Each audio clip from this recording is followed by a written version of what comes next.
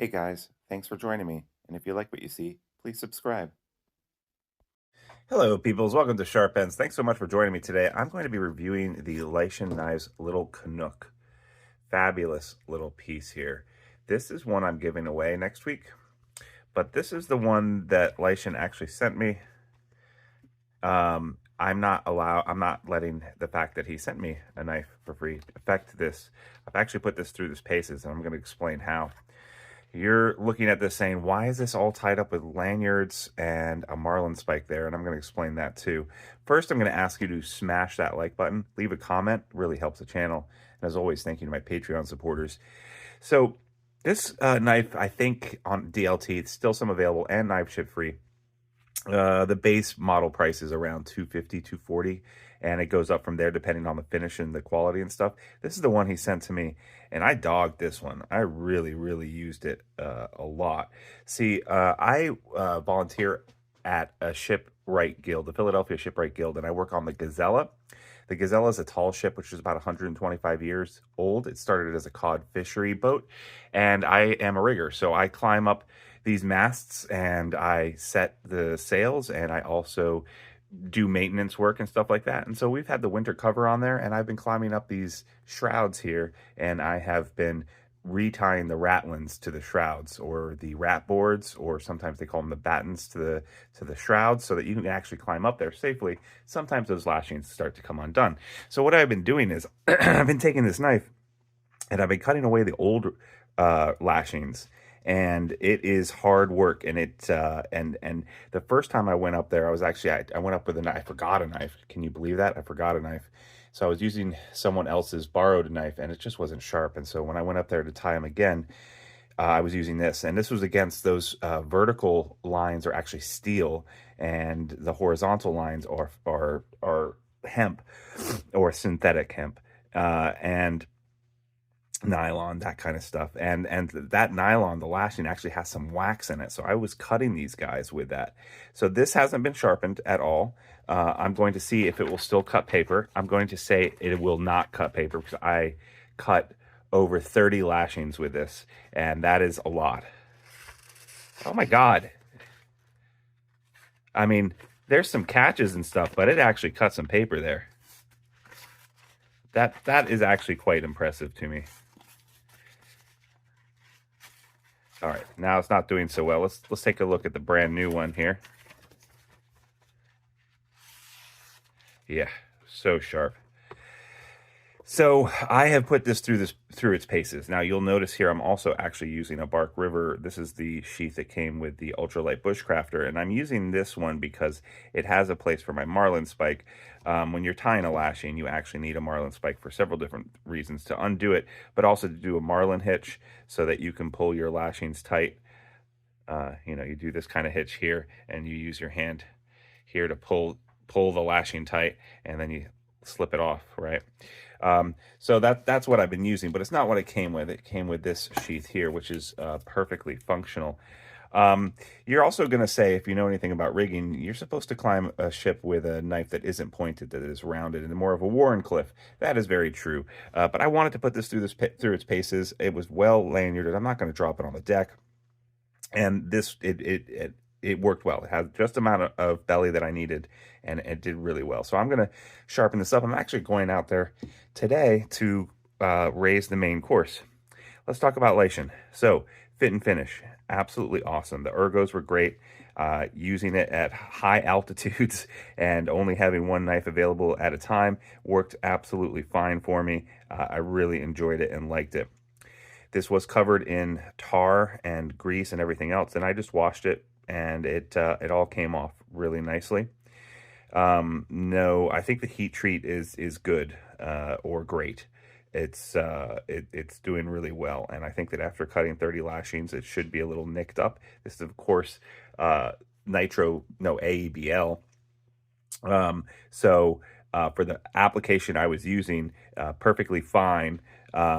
Might have liked using 3V a little bit more, but maybe not. The edge stability on this is really good, so that it can take a really fine. The grain structure in ABL is very fine, so that it can take a very sharp acute angled edge and do really well, which I really appreciate. I think ABL, Nitro V, and 14C28N are my favorite knife steels at the moment, ironically. I used to not like them at all when I first started making these videos, but I've grown to really appreciate them. As far as the ergos go, absolutely great. This little finger choil for your index finger works really, really well. There's a little bit of a swoop up here at the top, a little bit of a belly, kind of reminding me a little bit of a Northern Canadian or a Canuck in a way, and or Nesmuk, I should say. And I like this shape here. It doesn't have jimping up here, and the crown is rounded, so it's not going to throw the best sparks, but it'll still throw sparks. Not that I'm ever going to use it for that application. But because of the little ramp up here, when I'm holding it here with my index and my thumb, that ramp almost acts like jimping, so you don't really need jimping. Because I was pushing this down and cutting through some things right next to steel cable, and it gave me some, it allowed me to be very accurate with my cuts. This blue denim micarta, I'm going to call it denim, probably not, beautiful. I absolutely love it, and I love these little brass fittings. And he has 3 of them, which a lot of knives this size only have 2, sometimes even 1. Full tang, obviously. Very nice liners in here. The dark green kind of gets lost next to the blue, but that's fine with me. Probably extra work for him to do that. I would have chose something a little bit more bold than the dark green. But he gave me this knife, so I can't complain. This is the knife I bought for myself, and then little did I know in the mail he had also sent me one of these, and so this one I'm giving away to my Patreon supporters.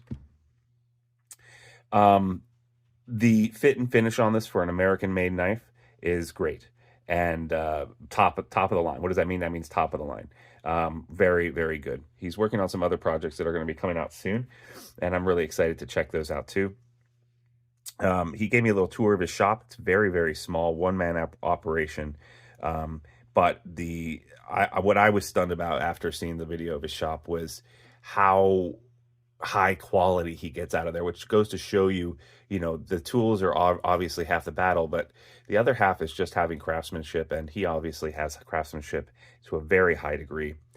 So I'm definitely, he's made a customer for life from me, and I really appreciate that.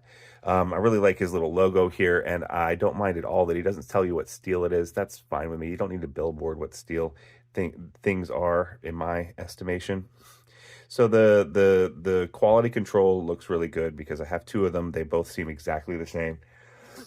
Ergo's absolutely astounding. The geometry of the blade is great, very thin behind the edge, and with this little hump back here, I actually like that a lot. I like the fact that he's actually cut a sharpening choil in here. A lot of knife makers don't do that. Mark River. And I think it's just because of it's an extra step. Some people say, well, your material you're cutting are going to get caught on that. I'm like, well, just be more accurate. I'd rather have a little bit of a choil here so that I can sharpen this up real nicely, which I'm actually going to do real fast after I'm done with this video. Overall, yeah, I can highly recommend this knife. I'll put some links down below.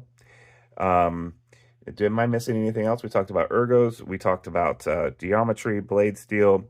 I do think it's a good value for the money, American made. Just overall, great knife. Sheath is perfectly fine. Like I said, I went ahead and switched over to this guy just because of that. It also fits in, I should mention this too. Oh no, it doesn't fit in that one. All right, yeah.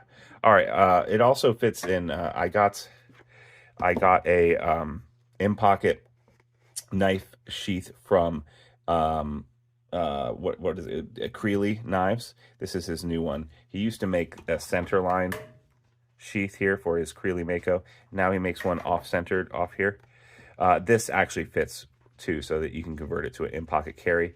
It will not work with the skin bender. The skin bender really likes narrow knives, not knives with some relief, where it's sticking down past the handle. So it really won't fit into the skin bender without cutting it. So, but it will work if you can convince Gary Creeley to sell you an extra sheath. It will work in one of those for that. Or, of course, you can send this away for a custom Kydex sheath as well. With this little hump here, might be a little bit difficult, but for them, but a good Kydex sheath maker should be able to do that. I recommend Artemis if you're going to do that. Yeah, great knife. Absolutely love it. So thank you so much, Lishen. Really appreciate it. If you guys like this content, please like, subscribe, turn on notifications, leave a comment. If you want to get a chance to win a knife of the month, like this $250 knife, which I'll be giving away this first week of June of 2025, then all you got to do is follow that link down below. And for $3 a month, you get entered to win a knife of the month by becoming a Patreon member. Thanks so much, guys, and I'll see you next time on Sharp Ends. Bye-bye now.